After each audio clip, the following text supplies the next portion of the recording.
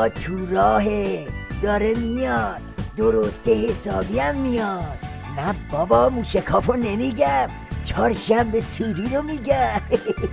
جشن چهارشنبه سوری سر جای خودش، آتیش و فشفشه و بزن بکوبم سر جای خودش.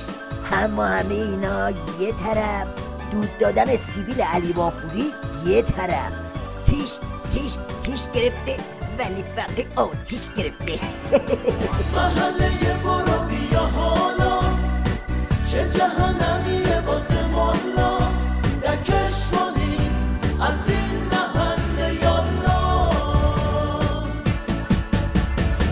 محله برو بیا حالا، چه جهنمیه شب چهارشنبه سوری سراغ بنده رو از جوونای باصفای شهرتون بگیرید. هر جا شعله‌ای باشه و جوون اهل دلی باشه موشکافم اونجاست. میخوای چپاق سیدلی و نوچه هاشو چاق کنی؟ چه چاق کردنی؟ آتیشو داشته باش، معطلی هیچ کس نباش. آتیشو داشته باش، معطل هیچ کس نباش. آتیشو داشته باش، معطل هیچ